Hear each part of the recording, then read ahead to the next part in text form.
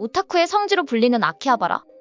이곳에서는 지금으로부터 15년 전인 2008년 6월 8일 일요일 서현역 칼부림 사건과 너무나도 비슷한 아키하바라 살인사건이 일어나게 됩니다. 범행 당일인 새벽 5시 21분 익명 게시판 2채널에 이러한 글이 올라왔는데요. 아키하바라에서 사람을 죽일 거다. 차로 사람을 치고 차를 못 쓰게 되면 칼을 쓸 거다. 범행을 예고한 글이었습니다. 11시 45분 아키하바라에 도착했다. 오늘은 보행자 천국의 날이지? 그는 미리 렌탈한 2톤 트럭을 몰고 차량이 통제된 아키하바라 보행자 천국으로 향합니다. 차량이 많은 일본 도심에서는 일요일 특정 시간대에 차량을 통제해서 도로의 일부 구간을 보행자 전용 도로로 사용하는데 이것을 보행자 천국이라고 해요. 사건 당일 10만 명이 이용했던 도로는 신호를 무시하고 달려온 한 2톤 트럭의 등장으로 순식간에 아수라장이 되고 맙니다. 트럭이 5명의 행인을 들이받아 3명이 죽고 2명이 다쳤습니다. 이윽고 트럭에서 내린 범인은 모여든 행인을 향해 흉기를 마구 휘둘러 12명을 찔렀고 사망 7명, 중경상 10명으로 총 17명의 사상자가 발생합니다. 당시 사건을 일으킨 카토우 토모히로는 10여 분 만에 경찰에 제압됐고 큰 저항 없이 현장에서 체포됐습니다.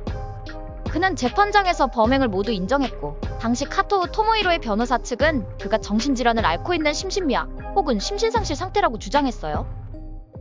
2011년 열린 1심 재판에서 이 사건은 남녀노소를 가리지 않고 사람을 향해 집요하게 공격한 점, 살인을 목적으로 신체 주요 부를 노린 점, 다친 사람을 도우려는 자등을 노린 비열함 등을 이유로 인간성이 느껴지지 않는 잔혹한 범행이다. 일본 사회 전체가 경악했고 피고의 위험한 성격과 행동은 갱생 불가능하다며 재판부는 사형을 선고했고 2015년 최고재판소에서 사형이 확정됩니다. 누구든 좋았다. 무차별 범죄는 일면식 하나 없는 불특정 다수를 대상으로 짧은 시간에 많은 사상자를 내는 범죄를 말하는데요. 대체 그는 왜 이런 범죄를 저지른 걸까요? 일본 언론은 연일 그의 범행 동기에 주목하며 사회적 고립과 비정규직 등을 그 원인으로 보도했습니다.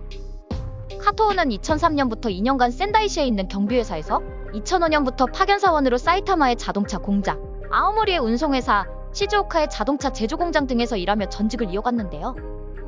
카토우가 사건을 일으킨 2008년은 노동자 파견법 규제 완화로 파견사원이 급증하며 갑작스런 회사와의 계약 해지로 워킹푸어, 넷카페 난민이란 용어가 생긴 시기이기도 합니다. 그가 마지막으로 일했던 회사에서 대규모 인원 감축 대상이 됐고 회사 탈의실에서 자신의 작업복이 보이지 않자 일을 그만두라는 의미로 받아들이고 회사를 뛰쳐나오게 됩니다. 이렇게 지역을 옮겨가며 파견직으로 일하던 그는 2006년 무렵부터 인터넷 게시판에 글을 쓰기 시작했고 인터넷 게시판은 그의 유일한 소통 창구였다고 해요. 재판장에 선 그의 진술에 따르면 인터넷 게시판에서 꾸준히 글을 쓰던 자신을 사칭하는 인간이 등장했고 댓글 테러를 당하는 일이 잦아져 큰 사건을 일으켜 존재감을 드러내고 싶었다. 여태껏 나를 무시했던 인간, 게시판에서 나를 사칭하는 인간, 그를 어지럽힌 놈들 모두에게 복수하고 싶었다고 밝혔습니다. 한편 그는 사형 집행을 기다리며 4권의 책을 출판했는데요. 사형 확정 판결 2개월 전인 2012년 7월 첫 책 하이를 출간합니다. 책에서는 너만 어머니 밑에서 자라 이에 대한 원망을 강하게 드러냈어요. 학교에 제출하는 글 하나, 그림 하나까지 엄마가 손을 대지 않은 것이 없었다. 진로도 초등학교 때부터 엄마가 정해놓았다. 구구단을 제대로 외우지 못하면 목욕물에 머리를 담그거나 밥 먹는 게 느리다고 전단지 위에 흩뿌린 음식을 먹게 했다. 엄마의 잘못된 훈육법으로 문제 해결 과정에서 제대로 된 대화 없이 폭력으로 해결해버리려고 하는 인간으로 성장했다고 밝혔습니다. 하지만 이러한 사유들이 살인을 정당화할 순 없겠죠?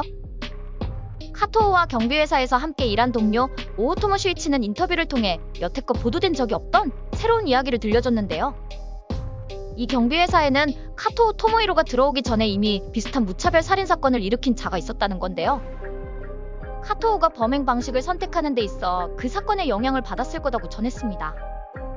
아키하바라 살인사건으로부터 3년 전 2005년 4월 2일 미야게현 센다이시 상점가에서 일어난 센다이 아케이드 트럭 폭주 사건입니다. 렌탈한 트럭을 몰고 상점가로 돌진해 7명의 사상자를 내며 처음엔 크게 보도됐으나 범인이 정신질환이 있다고 인정돼 보도 규제로 많이 알려지지 않은 사건입니다.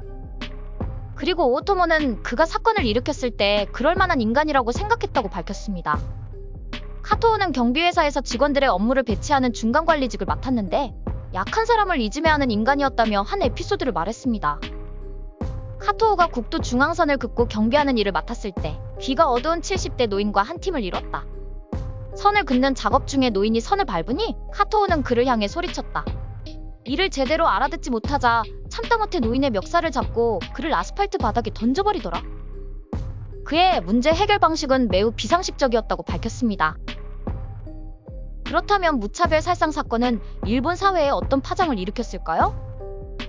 카토우의 범행으로 그의 가족들은 고통받았습니다. 살인자의 가족이라고 낙인 찍힌 동생은 집을 구하기도 정상적인 회사 생활을 영위하기도 어려웠고 결혼도 실패하자 극단적 선택을 하기에 이르렀습니다. 어머니는 남편과 이혼하고 가족에 대한 상실감에 정신병원에 입원하게 됩니다. 아버지도 회사에서 해고당한 후 고향으로 돌아가 혼자 살고 있다고 해요. 한편 범인에 대한 미디어의 집중 보도로 그가 인터넷 게시판에 써왔던 글과 범행 동기에 공감하는 젊은 세대도 등장했습니다. 격차 사회의 영웅, 저런 사건을 일으키는 자의 마음도 한편으론 이해된다. 아키하바라 사건 이후 1개월간 모방 범죄 또는 유사 범죄가 잇따랐습니다. 유사 범죄 예고가 100건 이상, 경찰에 검거된 건수는 전국적으로 33명으로 연령은 초등학생부터 40대까지 다양했습니다. 아키하바라 사건은 길거리에서 불특정 다수를 대상으로 위해를 끼치는 거리의 악마라는 뜻의 토오리마 살인사건의 대표적인 케이스인데요. 토오리마 살인사건은 사형제 존속국인 일본에서 확대자살로 불리기도 합니다. 여기서 말하는 확대자살은 자살 욕망이 있는 자가 혼자 죽기 무서워 여러 사람들을 죽이거나 스스로 목숨을 끊는 게 두려워 사건을 저지르고 진압 과정이나 형벌로 죽을 수 있다는 인지하에 일으키는 범행을 말해요. 일본 사회에서 살인 건수는 해마다 점차 줄고 있지만 무차별 살인 사건은 그 발생 건수가 줄지 않고 해마다 발생하고 있습니다. 일본에서는 사회 질서 유지와 시민 보호를 위해 무차별 범죄를 일으킨 자에게 무거운 형벌을 내리고 있는데요. 10명의 중경상자가 발생한 2021년 오다큐성 칼부림 사건에는 징역 20년을, 3명의 사상자를 낸 2018년 도카이도 신칸센 무차별 살상 사건에는 무기징역을, 사형에서 20년 이상의 징역형까지 죄질과 결과의 중대성, 잔악성, 사회적 악영향 등을 고려해 형벌을 집행하고 있어요. 아키하바라 살인사건 다음 해인 2009년 1월 총도법을 개정해 5.5cm 이상의 양날검 소지를 금지했습니다. 자살, 살인에 관한 온라인 게시글은 삭제 조치하고 이를 고민하는 이들은 상담과 지원을 받을 수 있도록 했고 조사를 통해 관련 정보를 수집하고 패턴을 분석했습니다. 단절은 개인의 문제가 아닌 사회적 문제로 보고 히키코모리 지원센터를 설립해 실태조사와 더불어 심리 고민 상담, 네트워크 형성, 일자리 연결 등의 지원책을 마련했습니다. 코로나 이후엔 고독 고립대책 담당 장관을 임명하고 고립문제 대책실을 설치해 문제를 안고 있는 이들을 주기적으로 방문해 관찰 상담을 실시하고 있어요. 최근 묻지마 범죄가 횡행하며 안타까운 희생이 이어지고 있습니다. 이러한 무차별 살상 사건의 피해자가 나였을 수도 있다는 사실에 공포감이 들기도 하는데요. 우리는 이러한 사건이 단순히 한때의 이슈에 그치지 않도록 경각심을 가지고 재발을 막기 위한 적극적 관심이 필요합니다. 왜 이런 사건들이 생겼는지에 대한 종합적인 분석을 통해 재발을 최소화하는 시스템을 구축하고 시민을 보호하는 사회 안전망에 대한 재점검이 필요합니다. 일본의 이러한 선례가 참고가 되었으면 합니다. 일본 이모저모를 알아보는 일모저모였습니다.